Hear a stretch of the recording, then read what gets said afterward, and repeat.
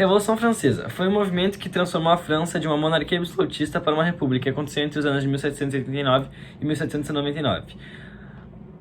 Essa revolução foi antecedida por vários fatores que influenciaram muito no movimento, que foi a revolta do Terceiro Estado, que como só eles pagavam impostos, eles estavam bravos, porque eles estavam na pobreza e eles ainda tinham que pagar imposto, enquanto a nobreza e o clero ficavam de boa. Então, com essa revolta deles, eles resolveram criar a Assembleia Constituinte, onde eles decidiram que a França precisava urgente de uma Constituição. No mesmo ano que criaram a Assembleia Constituinte, foi criado um documento chamado de Declaração de Direitos do Homem e do Cidadão, baseado em ideias iluministas e liberais, que prezava pela igualdade dos homens e a divisão do poder entre todos os estados. Logo após isso, foi criado outro documento chamado Constituição Civil do Clero, que separava o Estado da Igreja. No caso, a Igreja não interferia mais nas decisões do Estado e eles não tinham nada a ver mais uma coisa com a outra. Em 1791, é feita finalmente a primeira Constituição na França, que faz da França uma monarquia constitucional, onde o rei mandava, só que ele tinha que seguir ao mesmo tempo as leis da Constituição, a Constituição no caso. E essa Constituição começa a instaurar na França a vontade da burguesia, o desejo que os burgueses tinham em relação ao governo.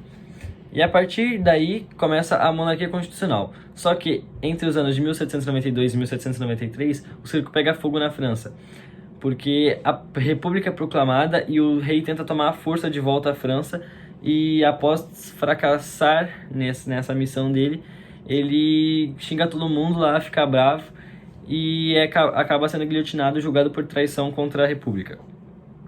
Após a morte do rei, chega o período de convenção, que os girondinos, que eram os burgueses da direita, que seria hoje, eles assumem o poder da França, só que por não ter tanto apoio do povo do Terceiro Estado, eles acabam perdendo o cargo para os jacobinos, que seriam um povo de esquerda, que eles eram mais radicais e liberais, que tinham muito mais apoio do Terceiro Estado, que era o povo pobre. Só que os jacobinos, eles eram muito radicais, e no poder dos jacobinos acontece o Tempo do Terror, que é, no caso, não sei se é esse nome, mas é mais ou menos isso, que era quando eles matavam todo mundo que se opusesse a eles. Quem era contra a república, entre aspas, assim, república, eles matavam e guilhotinavam.